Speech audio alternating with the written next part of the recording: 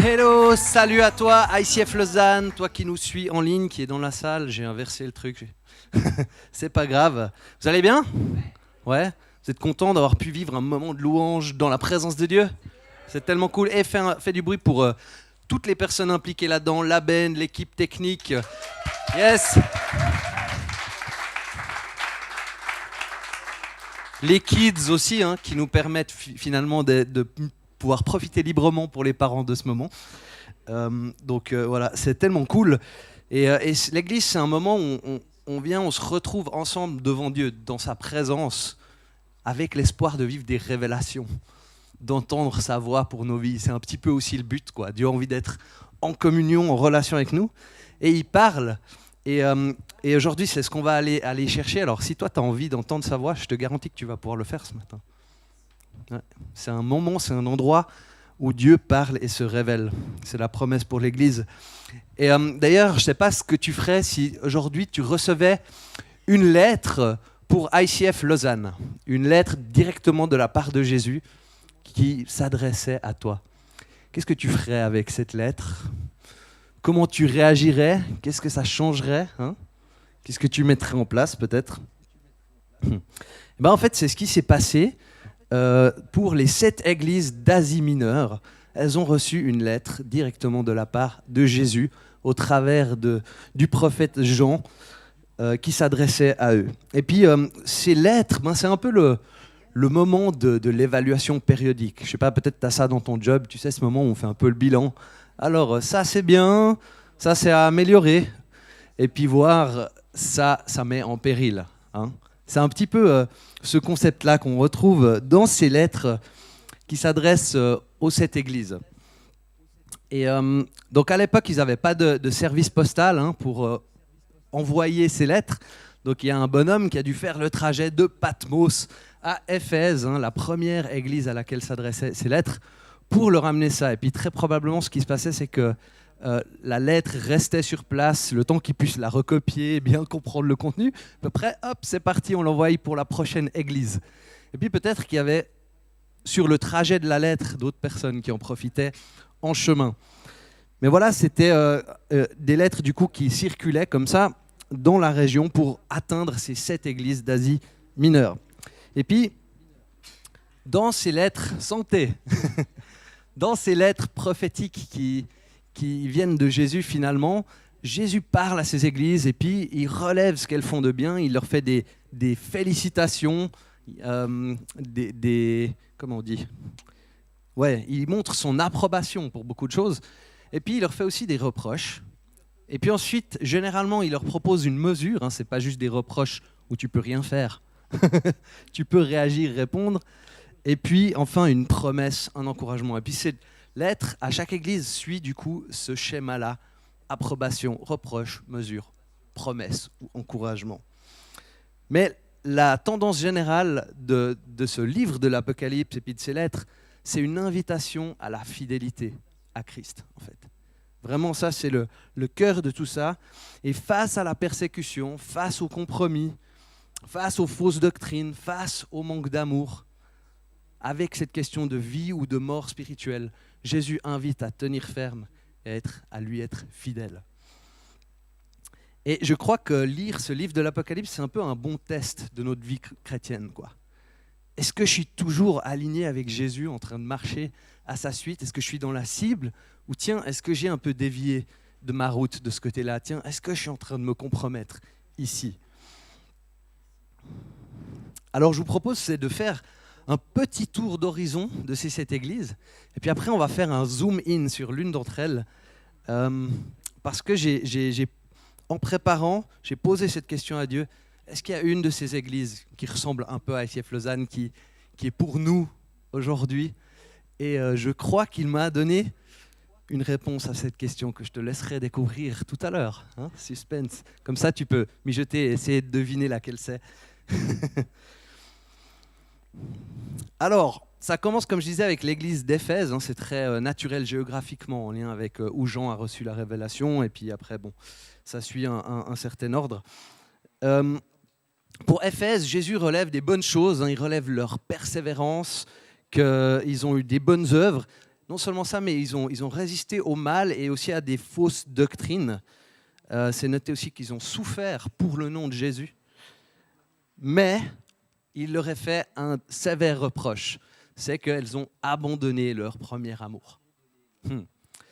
Et voilà, les théologiens débattent, est-ce que c'est l'amour envers Dieu en premier ou envers les autres? Finalement, je crois que c'est un tout, puis de toute façon, l'un implique l'autre, généralement.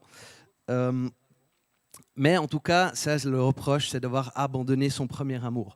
Et puis la mesure que Jésus leur propose, c'est la repentance, de se repentir, repens-toi, sinon j'enlève ton chandelier de sa place. Je vous rappelle que le chandelier, ça représente donc les églises.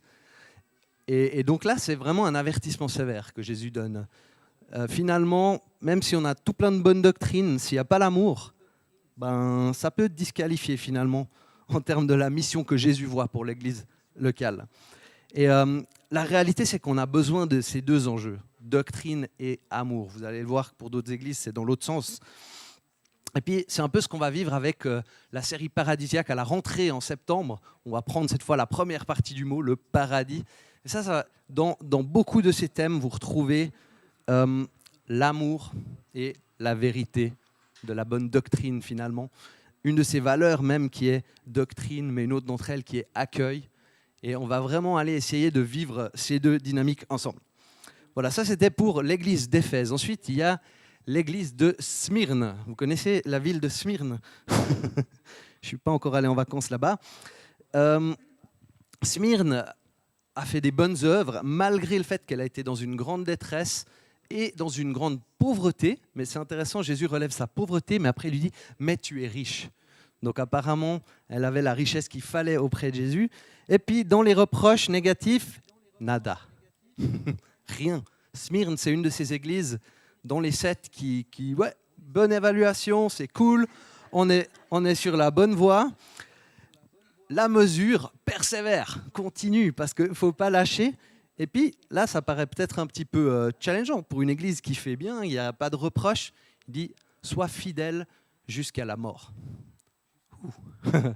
Et oui, parce que finalement, le standard, il ne change pas, même si on est bien en route, bien en chemin. Et puis cette promesse que le vainqueur, du coup, n'aura pas à souffrir de la seconde mort. Donc la mort terrestre est secondaire, finalement. Ensuite, on arrive à l'église de Pergamum. Alors, ce n'est pas le nom d'une épice spéciale, à ce que je sache, ou d'un médicament. Et Pergamum, elle est félicitée pour sa fidélité face à la persécution, même dans une situation de martyr. Parce que c'est une église qui a vécu le martyre d'Antipas, qu'on découvre dans le texte. Par contre, Jésus lui reproche que certains ont adopté ce qui s'appelle la doctrine de Balaam et puis la doctrine des Nicolaïtes. Et la mesure qu'il leur propose, c'est, de manière générale, c'est toujours la repentance, la mesure, par rapport aux choses qui ne vont pas bien. Donc, repens-toi, sinon je viendrai te combattre avec l'épée de ma bouche. Voilà, donc il y a quelque chose quand même qui touche le cœur de Jésus et qui prend très au sérieux en lien avec ça. Et puis, la promesse au vainqueur, c'est une manne cachée et un caillou blanc. Bon, je t'avoue, c'est cette église-là qu'on va aller voir tout à l'heure ensemble, parce que peut-être tu te poses des questions par rapport à tout ça. On va essayer d'y répondre plus en détail. Après Pergame, il y a Thyatire, ou Pergamum. Thyatire, elle a vécu les bonnes œuvres, l'amour, la foi, le service avec persévérance. Mais Jésus lui fait un reproche. Il dit, tu laisses faire Jézabel, fausse prophétesse, qui enseigne et égare les serviteurs pour qu'ils se livrent à l'immoralité sexuelle et mangent les viandes sacrifiées aux idoles. Donc Thyatire tolère quelque chose que Jésus n'est pas OK avec cette tolérance.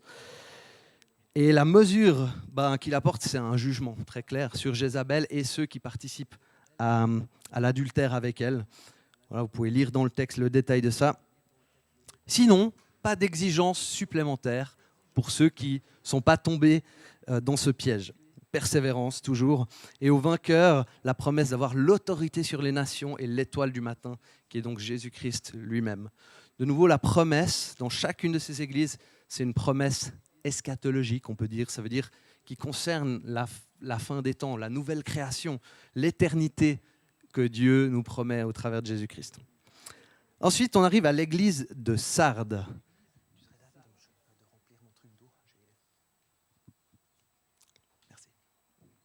Alors, l'église de Sardes, dans le positif, il n'y a rien. Donc vous voyez, c'est vraiment, Jésus, il fait en fonction de chacun là où il est, quoi. Puis des fois, il n'y a rien de positif qu'il a envie de relever. Et dans le négatif, il lui dit, tu passes pour être vivant, mais tu es mort. Ouais, donc Sardes, c'est pas top. Et la recommandation, du coup, c'est d'être vigilant, merci, d'affermir le reste. Donc il doit y avoir quelque chose quand même de pas mauvais si Jésus invite à l'affermir, mais pas suffisant pour qu'il le relève dans le contexte. Donc quand même, voilà. Et puis, rappelle-toi comment tu as accepté et gardé la parole, garde-la et repens-toi. Sinon, je viendrai comme un voleur te surprendre.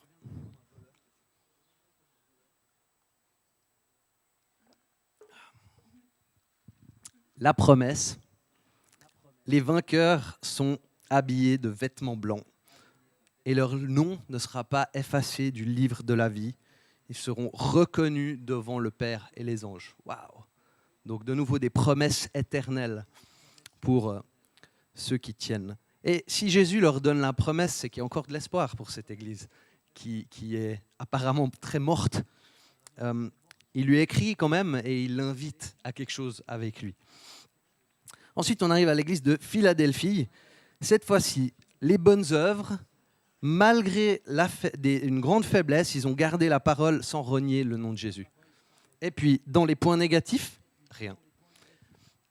Philadelphie et Smyrne, c'est les bons élèves de cette église de l'Apocalypse. Et de nouveau, la mesure, tiens ferme afin que personne ne prenne ta couronne. Ce n'est pas parce qu'on est en bonne situation avec Dieu qu'on peut se relâcher. Il y a une persévérance à laquelle on est appelé pour ne pas qu'on nous prenne notre couronne. Et puis la promesse qu'il donne à cette église, c'est une reconnaissance publique de la part de ses ennemis à ce moment-là. Et puis, comme elle a tenu ferme face à la tentation, Jésus promet de garder cette église d'une future tentation, en fait, lui-même. Le vainqueur sera un pilier dans le temple de mon Dieu, le nom de Dieu écrit sur lui, celui de la Nouvelle Jérusalem. Et enfin, on a la fameuse église de Laodicée, qu'on connaît tous, qui, elle non plus, n'a pas de point positif à son compte de la part de Jésus, mais Jésus lui dit qu'elle n'est ni froide ni bouillante, elle est donc tiède. Il y a toute une histoire avec réellement les eaux de Laodicée qui étaient vraiment physiquement tièdes. Et le froid, là, c'est pas forcément négatif et le chaud, c'est bon, même si on aime bien cette image, dire on va être bouillant dans la foi. Mais c'est vraiment, le froid, là, ça peut être bien, le chaud aussi, mais le tiède, c'est pas OK. Et donc, la mesure de Jésus, c'est « je vais te vomir de ma bouche ».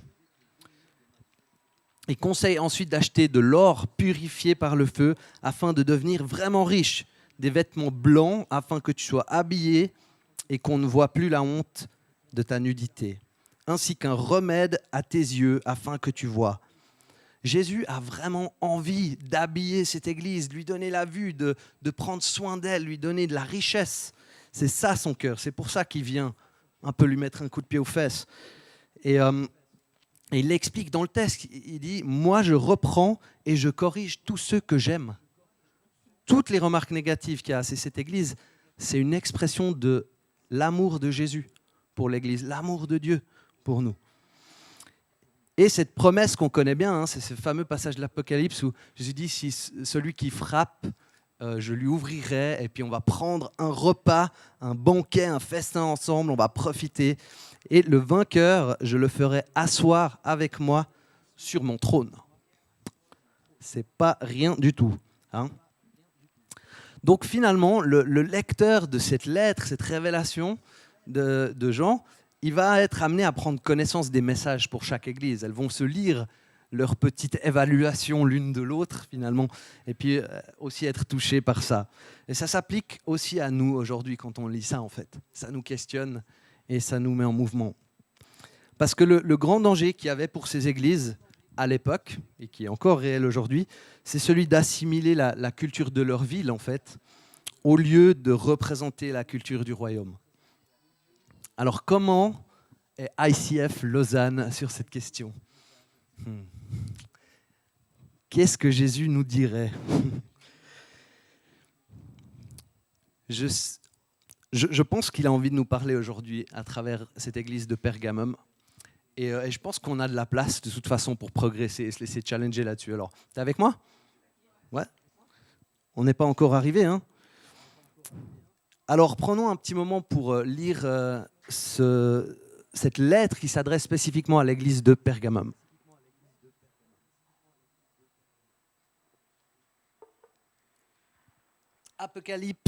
Apocalypse 2, 12 à 17. Écrit à l'ange de l'église de Pergame.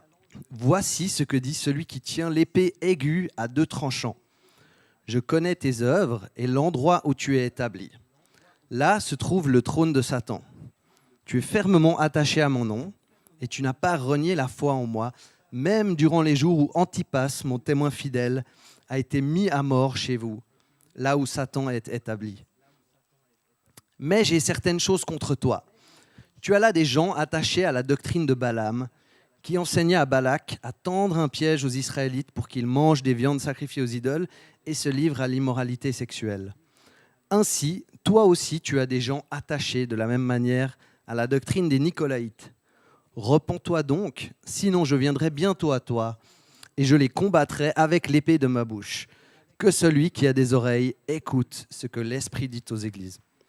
Au vainqueur, je donnerai à manger de la manne cachée et je lui donnerai un caillou blanc.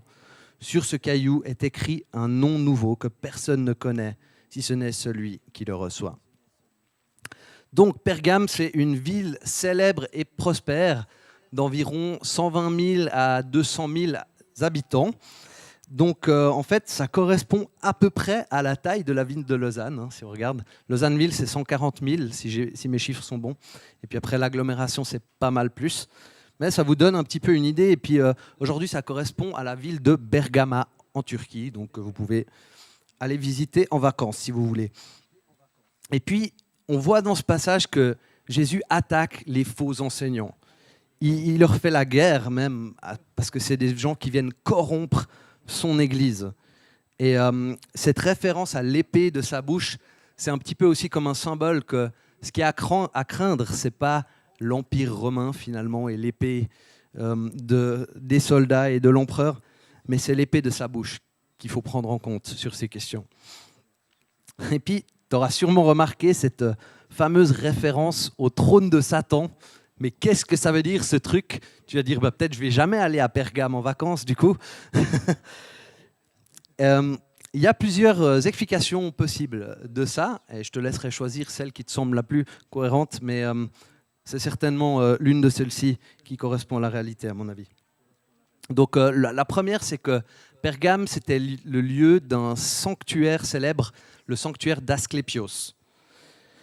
Asclépios, c'était le dieu de la médecine, et puis le serpent, c'était son symbole, c'était son signe. Et donc les gens venaient dans ce sanctuaire pour être guéris autour d'une source sacrée. Puis il y avait toute une vie autour de ce sanctuaire et puis de cette divinité-là.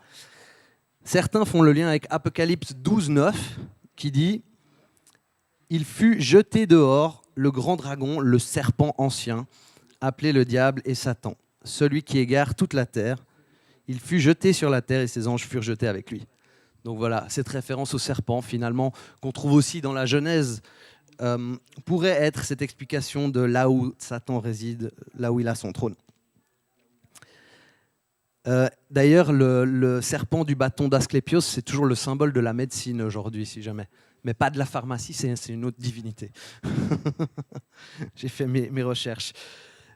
Voilà. Une autre explication possible, c'est un énorme autel élevé à Zeus, une sorte de trône monstrueux qui est dans un musée, je ne sais plus où dans le monde maintenant, il était bougé. Ouais, c'est assez impressionnant comme construction. Il y a aussi des serpents dans les décorations de tout ça. Certains pensent que le trône de Satan, c'est finalement ce monument-là. Il y avait beaucoup de cultes païens finalement à Pergame. Donc on pourrait faire plein de liens et ça pourrait être beaucoup de ces questions-là. Mais une autre explication, probablement la plus forte par rapport à tout ça, c'est que en 29 avant Jésus-Christ, Auguste a fait construire un temple dédié à lui-même et puis à la déesse de Rome, la déesse Rome.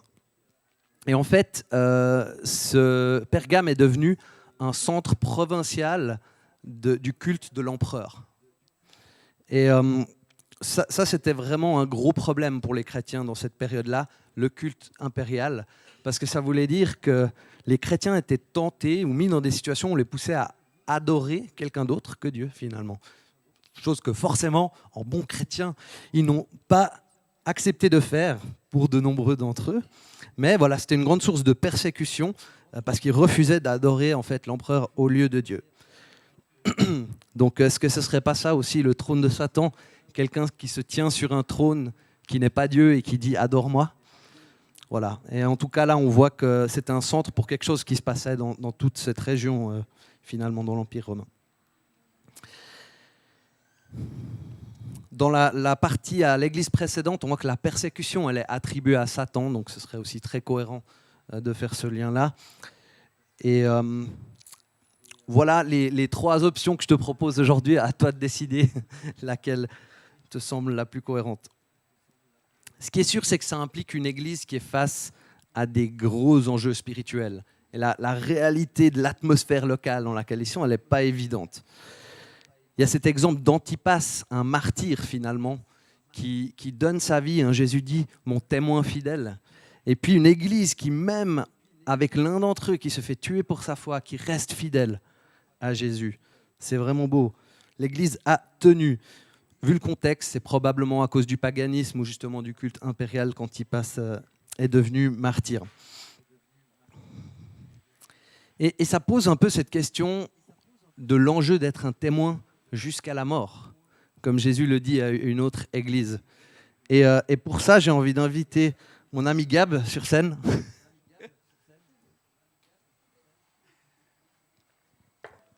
Voilà, mets-toi à genoux, Gab.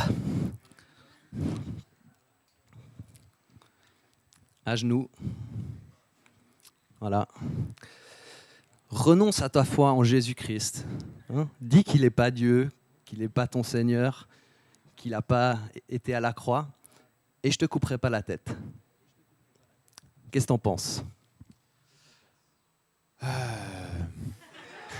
Je vais y réfléchir. J'aurais pas de mots, je crois. Ouais, c'est une bonne question. Et je ne vais pas te demander de répondre plus maintenant en live, parce que je te mets sous le fait accompli. Mais c'est une réalité qui arrive, en fait, à de nombreux chrétiens sur cette terre. Ils sont mis comme ça avec peut-être une arme à feu sur le front. Mais renonce à Jésus ou je te bute. C'est réel. Et dans ce moment, ils doivent décider.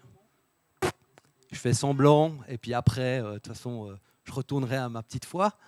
Ou non, Jésus-Christ mérite toute mon adoration, que je le reconnaisse publiquement jusqu'à la mort, en fait. Donc, tu peux te relever, Gab. Merci pour l'exemple.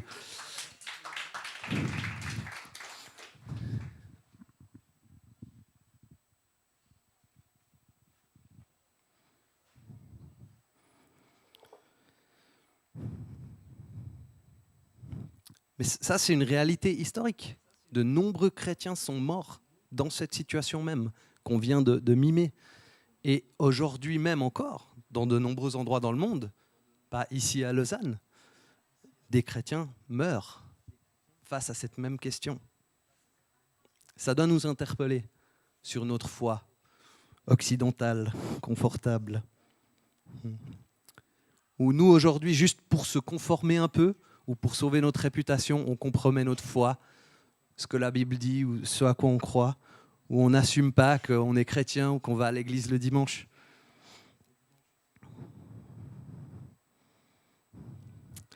Et ce que je me disais en préparant, c'est je souhaite que Gab ne se retrouve jamais dans cette situation.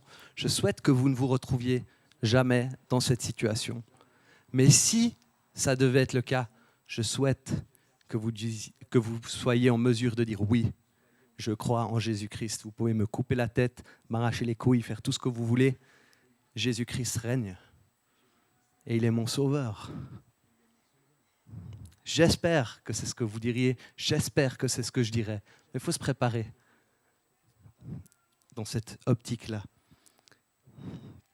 Et très souvent, il semble que les personnes dans des situations de martyrs bénéficient d'une grâce, vivent quelque chose de très spécial. En tout cas, c'est le témoignage que les vivants en font. Donc cette église de Pergame, elle vit une opposition externe de l'épée finalement, mais aussi une opposition interne. Et il y a ce problème qui est mentionné, c'est le problème de Balaam, un gars de l'Ancien Testament. À l'époque d'Israël, Balaam, par avarice, a mis en place de mener Israël à pécher pour les détruire. Donc l'enjeu là-dedans, c'est la participation à un culte idolâtre, et puis qui entraînait en fait à des relations impures, donc à l'immoralité sexuelle et la nourriture offerte aux idoles. Je précise juste par rapport à ça, puisqu'il y a d'autres passages qui mentionnent la nourriture sacrifiée aux idoles, etc. C'était une viande qui était communément vendue au marché, etc. Et puis Paul dit, vous êtes libre par rapport à ça, si votre conscience ne vous accuse pas. Là, quand on en parle dans ce livre, on voit que ce n'est pas l'enjeu juste d'une viande qu'ensuite on a remercié Dieu, etc. Mais c'est la participation active en fait à l'adoration d'une divinité par toutes les manières par lesquelles ça se faisait. Et pour certains de l'église de Pergame, c'était devenu une doctrine, cette question de Balaam. Donc, sous prétexte de spiritualité ou de liberté, la liberté de prendre part aux banquets qui suivaient les sacrifices, avec toutes les souillures du paganisme que ça impliquait. Donc voilà ce que Jésus leur reproche. Et puis il reproche aussi quelque chose en lien avec la doctrine des Nicolaïtes. Alors, la doctrine des Nicolaïtes, on n'est pas trop sûr de ce que c'était exactement en termes de croyance ou de pratique. Ce qu'on comprend juste, c'est que ce n'est pas la foi orthodoxe, la foi comme Jésus l'a enseigné, et qui pose vraiment un problème dans cette église. En fait, le reproche général, c'est ce qu'on peut appeler la promotion du syncrétisme. Tu as déjà peut-être entendu ce terme. Un syncrétisme, c'est le fait de mélanger des croyances incompatibles. Alors, il y a tout un débat sur le fait que, est-ce que c'était un adultère spirituel ou est-ce que c'était réellement de l'immoralité sexuelle que Jésus reproche à cette église? Finalement, les deux sont répréhensibles et c'est similaire. Mais aujourd'hui, cet exemple du syncrétisme, il est vraiment, vraiment important. Des exemples aujourd'hui, par exemple, c'est d'essayer de concilier une idéologie LGBTQ avec la foi. C'est un syncrétisme. Le pluralisme religieux, le fait de toutes les croyances mènent au même résultat finalement, serait un autre exemple. Ou le fait de mélanger des pratiques ésotériques avec la foi, de l'occultisme même peut-être, du Nouvel Âge. Et plus spécifiquement, l'église de Pergame, ils avaient l'enjeu de participer à des guildes de commerce. Ils avaient des sortes d'associations commerciales comme ça. Donc ça touchait leur gagne-pain et ça impliquait en fait des repas où on honorait les divinités. Donc d'un côté, ils avaient l'enjeu de perdre leur vie avec le culte impérial, d'un autre, de perdre leur job, peut-être en ne faisant pas partie d'une guilde. C'était des tentations conséquentes. Et aujourd'hui, de nombreux chrétiens vivent des choses similaires. Dans le lieu de travail, peut-être reconnaître ou participer à une certaine idéologie, sous peine de perdre ton job. C'est une réalité qui se produit aujourd'hui dans le monde. Et en fait, ça, c'est des choses qui viennent attaquer notre dévotion, notre dévouement complet et total à Jésus-Christ et à ses standards. Le but, c'est qu'on promette notre foi et notre fidélité à Dieu.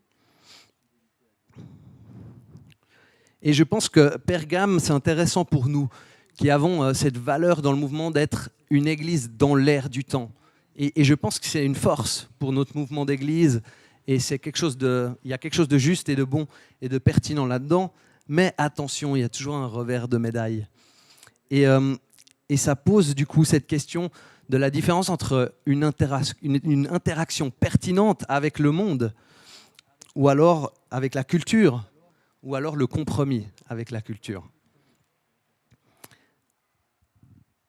Pour répondre à cette question, je crois qu'il y a une autre question qui est bonne, c'est est-ce qu'on absorbe les valeurs du monde ou est-ce qu'on amène les valeurs du royaume dans le monde?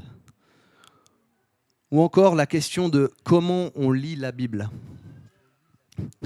Est-ce qu'on lit la culture à la lumière de l'écriture ou est-ce qu'on lit l'écriture à la lumière de la culture? J'espère que tu sais lequel des deux est juste. C'est bien évidemment l'écriture qui nous informe sur notre foi, pas la culture. Keener, qui a alimenté une grande partie du contenu de ce message, Craig Keener, un théologien américain, dit « Lorsque nous valorisons ce que le monde fait au lieu de valoriser le royaume, nous renonçons à notre rôle de témoin pour le royaume de Christ dans ce monde. » Waouh! Le compromis, il touche à notre capacité de représenter Jésus. Et c'est vraiment un truc à enjeu. La seule réponse face à tout ça, c'est celle que Jésus nous donne encore dans ce passage, la repentance, tenir ferme face à l'adversité et s'opposer et faire disparaître en fait des enseignements qui constituent un compromis. Et ce qui est intéressant avec ça, c'est que Jésus reproche ça à l'Église dans son ensemble, pas juste à ces personnes qui ont adopté ça. Donc finalement, il y a une sorte de responsabilité collective là-dedans. C'est-à-dire, si on voit que d'un côté, c'est en train de partir, on est aussi engagé, nous, si on tourne juste le regard et on ne fait rien. Et Jésus menace de venir les combattre de l'épée de sa bouche. C'est hyper important. Mais il y a la promesse pour le vainqueur de la manne cachée. Alors, qu'est-ce que ça veut dire, la manne cachée et le caillou blanc? Dans tous les cas, c'est des symboles de ces récompenses éternelles, comme je vous mentionnais déjà, qui viendront quand toutes choses sont rendues nouvelles. La manne cachée, je pense, ça peut représenter une nourriture divine, sans effort, sans labeur, cachée parce qu'elle est encore à venir. Il y a d'autres explications potentielles, mais on ne va pas toutes les passer en revue. Et puis le caillou, ça représente potentiellement l'accès au banquet divin, finalement, cette fête divine dans l'éternité avec Dieu. Parce que dans l'usage de l'époque, on utilisait des cailloux, des fois, pour participer à un festival ou des événements. Tu sais, le petit jeton d'entrée. Et dans certains tribunaux du monde antique, les jurys utilisaient aussi des cailloux pour un caillou noir pour si la personne allait être coupable et un caillou blanc pour voter pour l'acquittement, finalement. Probablement en lien avec une peine capitale. Le blanc, ça peut aussi symboliser la pureté face au péché ou la vie éternelle. Et puis il y a aussi certaines situations pratiques dans lesquelles on mettait le nom, on inscrivait un nom sur un caillou. Ici, c'est un nom nouveau, nous dit le texte, que personne ne connaît sauf celui qui le reçoit. Et dans l'Ancien Testament, Dieu promettait déjà de donner un nouveau nom à son peuple. Alors, si tu ne vois pas de différence entre ta moralité et celle du monde, c'est qu'il y a un bug. Si tu n'es pas en tension, en opposition avec le monde, c'est que tu l'as assimilé, tout simplement. Alors, est-ce que ta sexualité est celle que le monde promue ou est-ce qu'elle est différente? Est-ce que ta gestion financière est celle que le monde met en avant ou est-ce qu'elle est différente? Est-ce que tes attitudes ou ta manière de pardonner ou d'aimer sont celles du monde ou est-ce qu'elles sont différentes? Est-ce que ta compréhension du salut, de la vie après la mort, est celle du monde ou pas? La vie chrétienne est à l'envers de celle de ce monde. Et d'ailleurs, c'est le message complet de l'Apocalypse, avec Jésus qui vient remporter la victoire, non pas en conquérant par la force, mais comme un agneau sacrifié. En 2000, le relativisme religieux aux États-Unis, il y a 72% d'Américains entre 18 et 20 ans qui disent ne pas croire au concept de vérité absolue. Et puis ensuite, la moitié de personnes qui se disent chrétiens nés de nouveau partagent aussi cette perspective. Je te laisse imaginer aujourd'hui. On vit dans une société qui a absolutisé le relativisme comme étant la seule vérité non négociable. Ce n'est pas l'évangile. Et la lettre à l'église de Thyatire, c'est en fait un avertissement par rapport à une certaine tolérance. Alors qu'est-ce qu'on fait aujourd'hui de ces paroles dures et sévères de Jésus, hein? Qu'est-ce qu'on fait de tout ça? Comment est-ce que ça se place? Jésus, on voit, est plein de compassion. Il est plein de compassion envers les opprimés, mais en fait, il est dur envers ceux qui sont autosuffisants et qui veulent faire sans lui. Et il y a ce danger dans l'abondance financière, l'abondance du confort et de l'autosuffisance, qui peut être mis en contraste avec une église qui souffre et qui voit son propre état désespéré et son besoin de dépendre complètement de Dieu, de son intervention. La solution, c'est la repentance. C'est toujours ça. Et la repentance, c'est assez simple finalement. C'est regretter ce qu'on fait de mal. C'est avoir cette envie de découvrir quelque chose de nouveau, de changer. C'est demander l'aide de Dieu pour ça et se mettre en chemin avec lui. Alors, c'est ce qu'on va faire dans ce moment, si on le souhaite, si on veut répondre à ces lettres de Jésus à l'Église. Et j'ai envie de te poser aujourd'hui cette question: comment va ICF Lausanne? Comment tu vas personnellement? Quel est le bilan? Je crois que Jésus a envie de nous parler dans son amour et sa bonté ce matin, dans ce moment. Et pour ça, tu peux prendre un temps d'écoute pour l'Église et ou toi-même. Je pense que les deux sont bien. Des fois, c'est bien de commencer par soi quand même. Avec cette question: quelles sont mes forces, Jésus? Quelles sont mes faiblesses? Où est-ce que tu me dis bravo, c'est de la balle? Où est-ce que tu me dis arrête de déconner? Et si dans ce moment tu as une parole aussi pour l'Église, viens me voir et puis on regarde ce qu'on en fait. Peut-être qu'on en fait quelque chose, peut-être pas immédiatement. Suis-je en train de représenter Christ dans ce monde? Quelle doctrine ai-je assimilée qui ne sont pas de Christ? Quelle zone de compromis y a-t-il dans ma vie? Il y a toujours la place pour un nouveau départ avec Dieu, un réalignement, la repentance et la persévérance. Alors, venons entrer dans cette réalité avec lui. Dieu ne refuse pas quelqu'un qui a envie de cheminer. Seigneur, on te remercie parce que tu es là présent ce matin et tu nous parles au travers de ta parole, de ce message de cette Église qu'on trouve dans l'Apocalypse, qui nous est aussi destiné aujourd'hui, qui fait encore du sens dans notre parcours d'être tes fidèles témoins, Jésus, de t'aimer en premier et de haïr le monde finalement.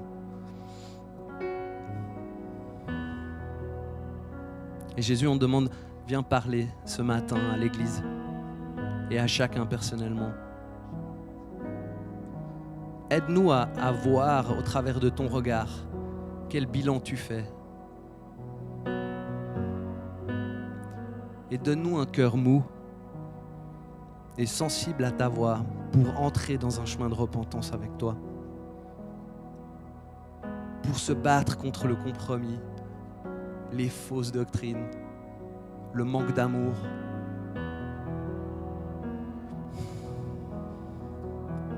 Et de vivre dans cette liberté avec toi qui nous permet même d'être des témoins fidèles jusqu'à la mort. Que ce soit parce que l'âge avancé nous emporte un jour ou que quelqu'un nous ôte la vie pour notre adoration envers toi, notre allégeance envers toi. Alors je te prie, Seigneur, viens, parle à ton Église. On est là et on se met à ton écoute pour faire ta volonté, pas la mienne. Au nom de Jésus.